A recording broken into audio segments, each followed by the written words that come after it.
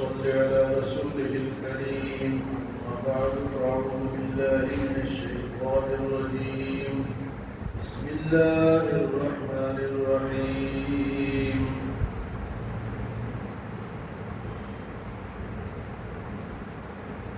فلقتحم العقبة وما أدراك ما العقبة فك رقبة أو إطعام في يوم ذي مسغبة يتيما ذا مقربة أو مسكينا ذا متربة ثم كان من الذين آمنوا وتواصوا بالصبر وتواصوا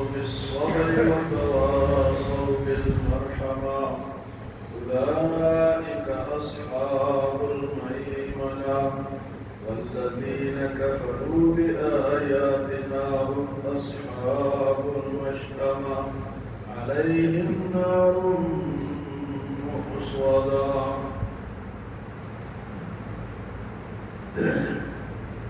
مکہ مکرمہ کی قسم اللہ پاک نے کھائی، فرمائے کہ میرا نبی اس میں رہتا ہے، اور فرمائے کہ انسان کو مشقت کے ساتھ پیدا کیا، مشقت میں رہے گا.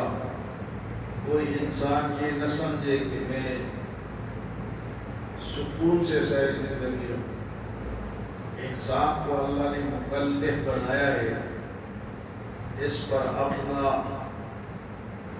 حکم نازل فرمایا ہے، شریعت کو فالو کرنا ہے. اس میں تو مشقت رہے گی، کبھی کیا تکلیف رہے گی. پیارے پیارے نبی جو اس دنیا سے گزرے ہیں تکلیف رہے گی. اگر آسانی سے رہتے تو پیارے نبی صلی اللہ علیہ وسلم کتنی مشقت ہے. آپ نے مکے میں کتنی اٹھائی، بارشوں کو دیکھو، بارش کو دیکھو، علی ہجرت کے راستے کو دیکھو، پھر مدینے میں کتنے جہاد آپ نے کیے، کتنے منافقین سے آپ کا واسطہ پڑا، کتنے یہودیوں سے آپ کا واسطہ پڑا. تو آپ کی تکلیف پہ رہے دونوں جہانوں کے سردار. فرمایا کہ اس سے گھبراؤ نہیں، تم پر تکلیفیں آئیں گی، لیکن یہ جو مال اللہ نے تمہیں دیے، انسان کہتے ہیں یقول اہلکت مالا لبدا، میں نے اپنا مال خرچ کر دیا. کدھر کیا بھائی؟ جگہ بتاؤ. دنیا پر، غلط جگہوں پر، رسموں پر، شادی کے رسموں پر، موت کی رسموں پر، عیاشی پر، فحاشی پر، بے دینی پر، دکھلاوے پر میں نے مال خرچ نہیں. اللہ کے راستے میں تو نہیں کیا. مال خرچ کرو. اب آپ عجیب بات دیکھیں کہ جتنے بھی یہ نیٹ ہے اور انٹرنیٹ ہے اور جناب اتنی بھی عریانی فحاشی ہے اور لوگوں کو دین سے ہٹانا، یہ کون کرتے ہیں؟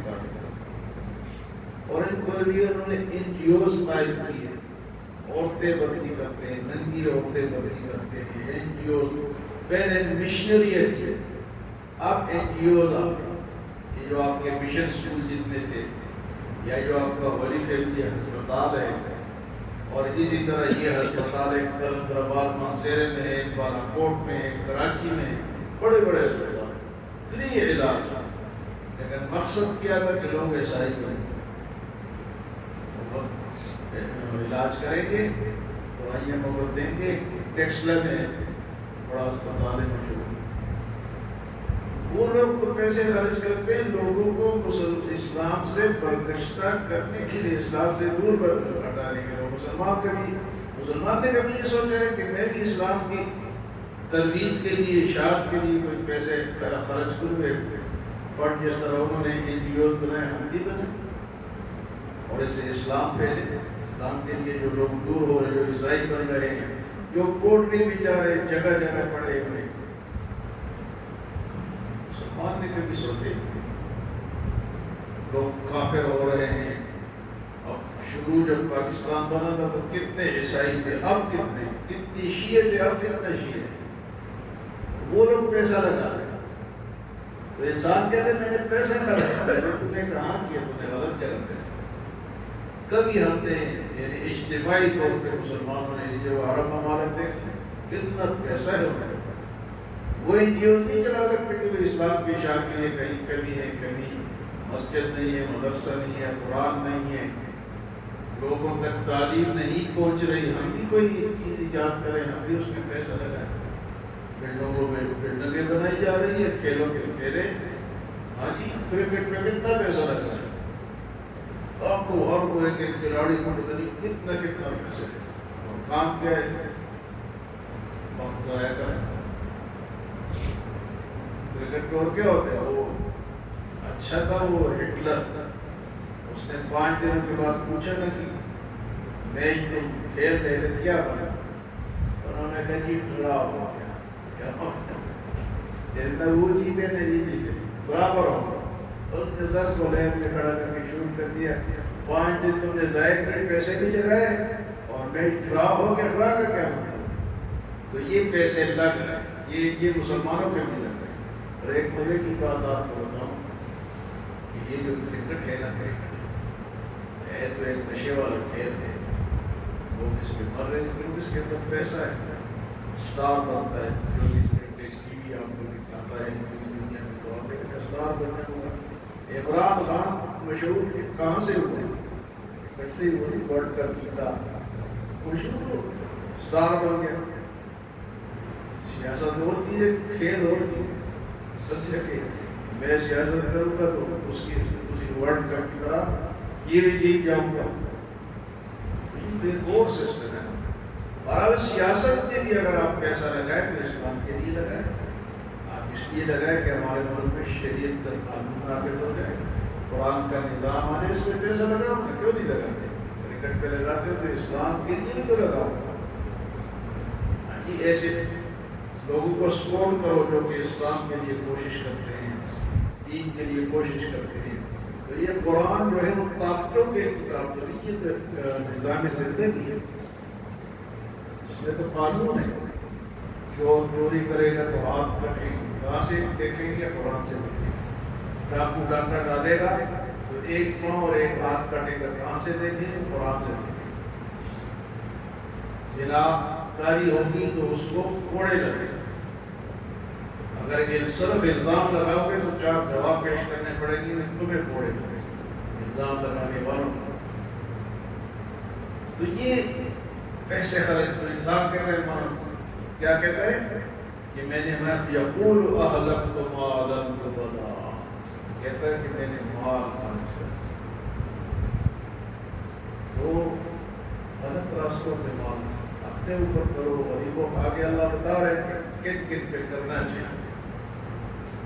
لیکن ایک یہ ہے نا کہ راستے ہیں اور اس پہ کافر لوگ لگے ہوئے، عیسائی خصوصاً، اور اسی طرح یہ غیر مرزائی قادیانی اتنا پیسہ لگا رہے ہیں، پاکستانی نوجوانوں کو ویزا بھی دیتے ہیں، کہتے ہیں انگلینڈ کا ویزا آپ کو دیں گے، جرمنی کا ویزا دیں گے، سوئٹزرلینڈ کا ویزا دیں گے، آپ نے اس فارم پہ دستخط کر کے بس آپ کو کام بھی ملے گا، شادی بھی آپ کا ہوگا۔ تو کون نوجوان ہے اس دور کا جو یہ نہیں چاہے گا؟ مجھے کاروبار بھی مل رہا ہے، فون بھی ملیں گے، اور جناب کیا ہوگا؟ شادی بھی ہو جائے گی۔ یہ کون کر رہے ہیں؟ مرزائی قادیانی۔ وہ فارم جس پہ دستخط کرتا ہے نا بندہ، وہ یہ ہے کہ ایسا میں قادیانی بنوں، آپ کے مذہب کو فالو کروں، ایمان بیچ لی کریے نہیں کیا، ایمان چلا گیا، ایمان نہیں رہا اور مال، لیکن وہ لوگ کر رہے ہیں۔ اچھا ایک مزے کی اور بات ہے، آج کل ایک مناظرہ پچھلے 2-3 مہینے پہلے انڈیا میں ہوا تھا، وہ ایک عالم دین مفتی شمائل صاحب، اس نے ایک دہریہ سے مقابلہ کیا، جاوید اختر صاحب، وہ بڑا مشہور تھا، اور دہریہ اس طرح تھا کہ وہ خدا کو مانتے ہیں، خدا کو خدا ہے دنیا ویسے چل رہی ہے، تو اس کو ہرا دیا، وہ پوری دنیا میں مشہور رہا۔ اب لندن میں مناظرہ ہوا ہے، اور وہ مسلمان اسکالر دو تھے، عدنان رشید ہے اور ایک نام امتیاز ہے، یہ مسلمان ہے، عدنان رشید اور امتیاز صاحب لندن میں، وہ ایک پارک ہے لندن، اس پارک میں کوئی بھی جا کے اپنی بات کر سکتا ہے. پارک ہے، اس پارک کا عجیب سا نام ہے. اس پارک میں یہ عدنان رشید کو میں نے کئی دفعہ سنا، یہ پارک میں کھڑے ہو کے قادیانیوں کو لڑکا تھا. آگے پاکستان میں لوگ لڑ پڑے گے لیکن وہاں کوئی ہاتھ نہیں لگا سکتا. ایک پارک ایسا ہے، آپ عیسائیت کو پرچار کرتے کرو، آپ شیعت کو پرچار کرتے کرو، آپ مرزائیت کو پرچار کرتے اس پارک میں آگے کھلے عام کرو. وہ کرتا تھا تقریباً سال سے ادھر ہوگا. یہ مرزائیوں کو، قادیانیوں کو ان کے فالوور کہتے تھے یہ بندہ روزانہ آ کے یہاں تقریر کرتا ہے، ہمارے خلاف کرتا ہے، اس کے ساتھ کوئی مناظرہ کرو، کوئی مقابلہ کرو. تو انہوں نے بڑی مشکل سے جا کے اپنے آپ کو تیار کیا. پھر انہوں نے ایسا ان کو گھیرا کہ ایک جگہ جا کے مناظرہ ہوا اور وہ سارا ٹیپ اور ان کی دھجیاں ان دونوں نے اڑا دیا کہ تم کہاں سے یہ باتیں کرتے ہو. ایک قرآن کی دلیل انہوں نے نہیں دی اور ایک حدیث کے فلاں مولوی صاحب نے یہ لکھا ہے، فلاں نے یہ لکھا ہے، مرزائی نے یہ لکھا ہے، لیکن اتھینٹک دلیل ان کے پاس نہیں. تو آج تو اس کا بڑا چرچا ہے. وہ مسلمان بڑے خوش ہیں یورپ کے، اور کئی ایسے مرزائی قادیانیوں کو دلیل مل گئی. ابھی دلیلیں تو ہمارے پاس ہیں. تو قادیانیوں کو ایک بات آپ کو بتا کہ میں ختم کرتا ہوں، آج ترجمہ نہیں ہو سکتا، کل کریں گے. آپ مسلمان یہ سمجھے لا الہ الا اللہ محمد رسول اللہ، یہ ہمارا کلمہ ہے اور اسلام کا کلمہ ہے. لیکن مرزائی بھی یہی کلمہ پڑھے گا.